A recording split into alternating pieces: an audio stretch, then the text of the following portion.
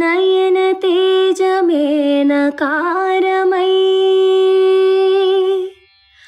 మనోనిశ్చయం మకారమై శ్వాసచలనమే శికారమై వాంఛితార్థమేవ కారమై యోచన సకలము యకారమై నాదం నకారం మంత్రం మకారం స్తోత్రం శికారం వేదం వకారం యజ్ఞం యకారం ఓం నమః శివాయ ఓం నమః శివాయ ఓం నమః శివాయ. శ్రీ శ్రవణం ఛానల్కి చిన్నారులందరికీ శ్రోతలందరికీ కూడాను మరొకసారి స్వాగతం. ఈరోజు మనం 52, 53, 54 శ్లోకాల్ని వినేద్దాం. ముందుగా 52 శ్లోకం. కారుణ్యామృతవర్షిణం ఘన విపద్గ్రీష్మచ్చిదాకర్మఠం విద్యాసస్య ఫలోదయాయ సుమనః సంసేవ్యమిచ్ఛాకృతిం నృత్యద్భక్తమయూరమద్రినిలయం చంచజ్జటామండలం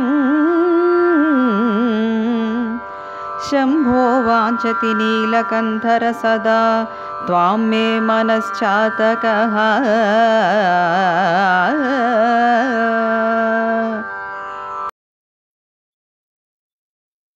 అనురాధ ఎప్పటిలాగే చాలా చక్కగా పాడి వినిపించారు. మనకి ఈ శ్లోకాన్ని మరొకసారి ఆవిడికి అభినందన తెలుపుతూ మనం దీని ప్రతిపదార్థాన్ని తెలుసుకుందాం. హే శంభో, సుఖోత్పత్తికి కారణమైన వాడా, హే నీలకంధర, నీలకంఠము కలవాడా, మే నా యొక్క మనశ్చాతక, మనస్సనే చాతక పక్షి, కారుణ్యామృత వర్షిణీం, దయానే అమృతం వర్షించునట్టియు, ఘన గొప్పదియగు, విపత్ ఆపదను, గ్రీష్మ అతి తాపమగు గ్రీష్మ ఋతువులో, చిద ఛేదించుటకు, కర్మఠం సమర్థమైనట్టి, విద్యాసస్య విద్యయను పైరు యొక్క, ఫలోదయాయ ఫలము జనించుట కొరకు, సుమనస్సంసేవ్యం అంటే దేవతల చేతను పండితుల చేతను ఆశ్రయింపదగినట్టిది, ఇచ్ఛాకృతి కామరూపమైనట్టియు, నృత్యత్ నాట్యము చేయుచున్న భక్త భక్తుల ఎడ, మయూరం నెమళ్ళు కలిగినట్టి, అద్రి నిలయం పర్వతము నివాస స్థలముగా కలిగినట్టి, చెంచత్ చెలించుచున్న జట జటల యొక్క, మండలం సమూహం కలిగినట్టి, త్వాం నిన్ను, సదా ఎల్లప్పుడూ, వాంఛతి కోరుతున్నది అంటున్నారు. ఓ శంకర, నల్లని కంఠం కలవాడా, నా మనస్సనే చాతక పక్షి మేఘం వంటి నిన్ను ఎల్లప్పుడూ వాంఛిస్తోందయ్యా. నువ్వు కరుణ అనే జలాన్ని వర్షిస్తున్నావు, కఠినమైన ఆపదలనే గ్రీష్మాలను పోగొడుతున్నావు, విద్య అనే పంటను పండించడానికి సజ్జనుల చేత మరియు దేవతల చేత సేవించబడుతున్నావు, ఇష్టమైన ఆకారం నువ్వు దాలుస్తున్నావు, భక్తులనే నెమళ్లను నర్తింపచేస్తున్నావయ్యా. నువ్వు హాయిగా కొండ మీద ఉన్నావు, శోభించే జటాజూటంతో ఉన్నావు, మా హృదయంలో మయూరంలా నాట్యం ఆడుతున్నావయ్యా నీవు అంటూ ఇక్కడ చక్కటి అర్థం వస్తుంది మనకి. ఇప్పుడు దీనికి సంబంధించిన వివరణ కూడా వినేద్దాం మనం. ఇందులో శంకరులు వారు శివుణ్ణి నల్లటి మేఘంతో పోల్చారు. మేఘంలాగా నల్లగా ఉండాలి. శివుడు నీలకంఠుడే కదా, మేఘం నీటిని వర్షిస్తుంది కదా, శివుడు కూడా కరుణామృతాన్ని వర్షిస్తున్నాడు కదా, మేఘం తాపాన్ని చల్లార్చి ఉపశమిస్తుంది, శివుడు కూడా ఆపదల్లో ఆదుకొని కష్టాలను దూరం చేస్తాడు, మేఘం సస్యాలను పండింపచేస్తుంది, శివుడు విద్యను పండింపచేస్తాడు. మంచి మనస్సు గల వారందరూ సకాల వర్షాలు పడాలని మేఘాలను కోరుకుంటూ ఉంటారు. దేవతలు మంచి మనస్సు గలవారు శివుణ్ణి ప్రార్థిస్తూ ఉంటారు. మేఘంలాగే శివుడు కూడా రకరకాల ఆకారాలను రూపాలను ధరిస్తాడు. మేఘాన్ని చూసి నెమళ్ళు నృత్యం చేసినట్టుగానే శివుడిని చూసిన భక్తులు నృత్యం చేస్తుంటారు. వాళ్ళ మనస్సులో నృత్యం చేస్తూ ఉంటాయి మయూరంలాగా. మేఘంలాగానే శివుడు కూడాను కొండ మీదే ఉంటాడు. మేఘానికి మెరుపు తీగులు ఉన్నట్లుగా శివుడికి కూడా ప్రకాశవంతమైన జటలు ఉన్నాయి అంటున్నారు. మేఘం కొరకు చాతక పక్షి పరితపించినట్లే శివుని కొరకు భక్తులు కూడాను పరితపిస్తుంటారు. ఇలా ఎన్ని విధాలుగా చూసినా మేఘానికి ఉన్న లక్షణాలన్నీ నీకున్నాయ్యా ఓ నీలకంఠ, నేను చాతక పక్షిలాగా నీ గురించి చూస్తున్నాను అంటూ శంకరుల వారు చక్కటి శ్లోకాన్ని మనకి అందించారనమాట. ఇప్పుడు దీనికి సంబంధించిన అనువాద పద్యాన్ని మనం విందాం. ఆ తర్వాత మళ్ళీ మనం శ్లోకాన్ని వినేద్దాం. అవ్యాజ కారుణ్య దివ్యామృత శ్రీలు చింత దీర్పంగ వర్షించునట్టి ఘన విపద్గ్రీష్మ సంజనిత తాపమ్మును మాయమ్ము చేయ సామర్థ్యమౌచు బ్రహ్మ విద్యా సస్య ఫలము పొందగకోరు సుమనస్సులకు ఆశ్రయమగుచుండి భక్తుల నెడి మయూరోక్త వర్గము కల్గి నగమునందు ఇచ్చాకృతిగా వసించు కదలుచుండెడి జటా సంకలితమైన నీలకంధరా సతతమ్ము నిన్నే నాదు చిత్తమని ఎడి చాతక చిత్ర ఖగము కోరుచుండును శంకరా నోరు తెరచి.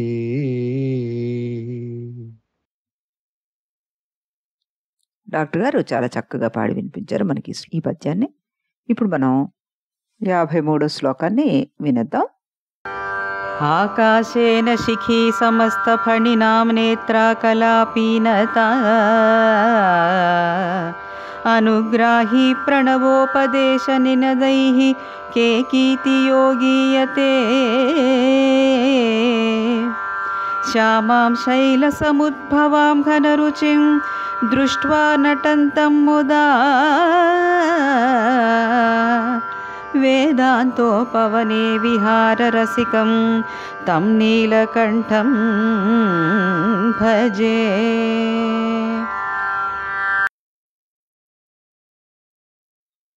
అనురాధ ఎంతో చక్కగా పాడి వినిపించారు. దీని ప్రతిపదార్థాన్ని తెలుసుకుందాం మనం. యహ ఏ శివుడు ఆకాశేన ఆకాశము చేత శిఖావంతుడు అనగా వ్యోమకేశుడు అనడం అనమాట. సమస్త పణినాం సకల సర్పాలకును నేత్ర నాయకుడైన వాసుకి చేత కలాపి భూషణవంతుడు నత నమ్రులైన వారిని అనుగ్రహించే స్వభావం కల ప్రణవ మంత్రము యొక్క ఉపదేశం నందలి నినదైహి ధ్వనుల చేత కేకీతిచ కేకధ్వని కలవాడు అని. అంటే ఇక్కడ నెమలికి కేకధ్వని అంటాం కదా, అదనమాట. గీయతే గానం చేయబడుతున్నాడు. శ్యామాం శ్యామవర్ణమైనటువంటి ఘన రుచిం మేఘకాంతి వంటి కాంతి గల శైల సముద్భవాం పార్వతిని దృష్ట్వా చూసి నటంతం నాట్యము చేయునట్టి వేదాంతోపవనే వేదాంతమనే ఉద్యానవనమునందు విహార రసికం సంచరించుటయందు రసికుడైనట్టి తం ఆ నీలకంఠము గల ఈశ్వరుడును నెమలిని ముదా సంతోషంతో భజే సేవిస్తున్నాను అంటున్నారు. ఈశ్వర, నీ కంఠము నెమలి కంఠంలా ఉంది. ఆకాశాన్ని పింఛంగా కలిగి నాగులను ఆభరణంగా ధరించి ప్రణవమంత్రమైన ఓంకారమే కూతలుగా కలిగిన ఆ నెమలి నల్లని మేఘకాంతితో ప్రకాశించు పార్వతీదేవిని చూసి ఆనంద తాండవం చేస్తూ వేదాంతం అనే తోటల్లో విహరిస్తోంది అంటూ అద్భుతమైన కవిత్వాన్ని ఇక్కడ శంకరుల వారు మనకు అందించారు. చాలా మహానుభావులు. ఇప్పుడు దీని వివరణ కనుక మనం వెళ్తే, క్రితం శ్లోకంలో శివుణ్ణి నీలమేఘంతో పోలిస్తే ఈ శ్లోకంలో శివుణ్ణి నెమలితో పోల్చి అమ్మవారిని మేఘంతో పోలుస్తున్నారు. ఇక్కడ నెమలికి తలపై సిగ ఉన్నట్లే శివుడికి కూడా ఆకాశం జటాజూటంలో ఉందిట. నెమలికి పింఛం అలంకారంగా ఉంటే శివుడి మెడలో వాసుకి అలంకారంగా ఉందిట. నెమలి కేకాధ్వని చేయగలిగితే శివుడు అన్ని ధ్వనులకు మూలమైన ఓంకారాన్ని వినిపించాడు. నెమలి పర్వతం పైన చెరించే నీలమేఘం తాలూకు మెరుపుని కాంతిని చూడగానే నాట్యం చేస్తుంది. మరి శివుడు కూడా శ్యామల వర్ణంతో ఉండి మెరుపు కాంతులను విరజిమ్మే పర్వతపుత్రికను చూడగానే ఆనందంతో నాట్యం చేస్తున్నాడు. నెమలి శృతి శిరస్సులో విహరిస్తే శివుడు శృతి శిరస్సులలో విహరిస్తాడు. అంటే అక్కడ చెవుల్లోనూ నెత్తిపైన పెట్టుకునే పూలుండే తోట అన్నమాట ఏది నెమలి విహరించేది. ఇక్కడ ఉపనిషత్తులు అనే తోటల్లో ఈయన విహరిస్తూ ఉంటారు అంటూ చాలా చక్కటి భావాన్ని శంకరుల వారు ఇక్కడ అందించారనమాట. మరొకసారి ఆ మహానుభావుడికి ప్రణమిల్లుతూ అలాగే ఈ అనువాద పద్యాన్ని కూడా వినేద్దాం మనం. గగన భాగమును సిగ విధానముగన్ భుజగనాధుని శిరోభూషణముగా నమ్రులౌ వారికానందమ్ము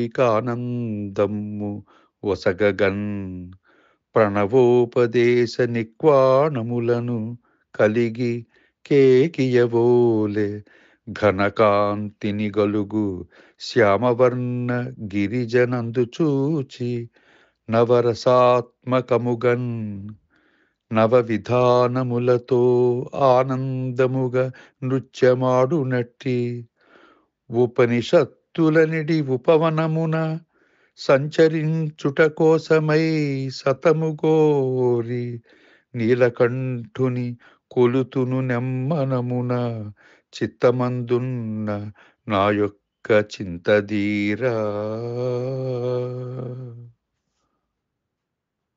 డాక్టర్ గారు చాలా చక్కగా పాడి వినిపించారు. ఈ రోజుకి చివరిదైన 54వ శ్లోకాన్ని కూడా మనం వినేద్దాం. సంధ్యాఘర్మదినాత్యయో హరికరాఘాత ప్రభూతాననా ధ్వానో వారిదగర్జితం దివిషదాం దృష్టిఛటా చంచలా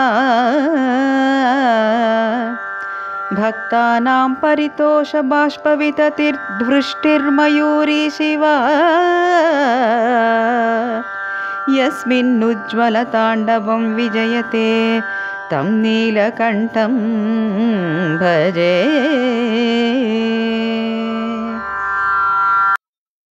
అనురాధ ఎంతో చక్కగా పాడి మనకి ఈ శ్లోకాన్ని వినిపించారు. ఇప్పుడు దీని ప్రతిపదార్థాన్ని తెలుసుకుందాం మనం. సంధ్య సాయంకాలము, కర్మది నాత్యయ అంటే వర్షారంభకాలమగును, హరి విష్ణుమూర్తి యొక్క కర హస్తముల చేతనైన, అఘాత వాయింపు చేత, ప్రభూత పుట్టిన, అనక మధ్యల యొక్క, ధ్వాన ధ్వని, వారిద గర్జితం ఉరుముగాను, దివిషిదాం దేవతల యొక్క, దృష్టిఛట చూపుల పరంపర, చెంచల మెరుపుగను, భక్తానాం భక్తుల యొక్క, పరితోష బాష్ప వితతి ఆనందాశ్రుధార వృష్టి వర్షముగను, శివ పార్వతీదేవి, మయూరి ఆడనెమలిగాను, యస్మిన్ ఏ నీలకంఠుడను నెమలియందు, ఉజ్వల ప్రకాశమైన తాండవమును నృత్యము, విజయతే సర్వోత్కృష్టముగా ఉందో, తం ఆ నీలకంఠం శివుణ్ణి భజే కొలుస్తున్నాను అంటున్నారు. ఎంతో ఆనందంగా తాండవం చేస్తున్న మయూరమన్నకు శతకోటి నమస్సులు. సంధ్యా సమయమే వర్ష ఋతువుగా శ్రీ మహావిష్ణువు వాయించే మధ్యల ధ్వనులే గర్జించే మేఘాలుగా, దేవతలు చూపులే మెరుపులుగా, పార్వతీదేవి ఆడనమలి కాగా ఆనంద బాష్పాలతో తిలకిస్తున్న భక్తుల కోసం, శివ నువ్వు చేస్తున్న ఆనంద తాండవాన్ని నేను తిలకిస్తున్నానయ్యా అంటున్నారు భగవత్పాదుల వారు. మరి దీని వివరణలోకి వెళ్తే ఈ శ్లోకంలో కూడా శివుణ్ణి నెమలితోనే పోల్చారు. అటువంటి నీలకంఠుడనే నెమలి చేసే తాండవ నృత్యం అతి మనోహరంగా ఉంది అంటూ, అలా నృత్యం చేసే శివుణ్ణి భజిస్తున్నాము అని శంకరుడు వారు అంటున్నారు. వర్షాకాలం ప్రారంభ సమయంలో, సాయం సంధ్యాకాలంలో వర్షం కురవడానికి ముందు ఉరుముల ధ్వని, మెరుపుల ప్రకాశం కూడా తోడవుతూ ఉంటాయి. అప్పుడు ఎదురుగా ఆడనెమలి ఉంటే దాన్ని చూస్తూ మగనెమలి అతి మనోహరంగా నృత్యం చేస్తుందిట.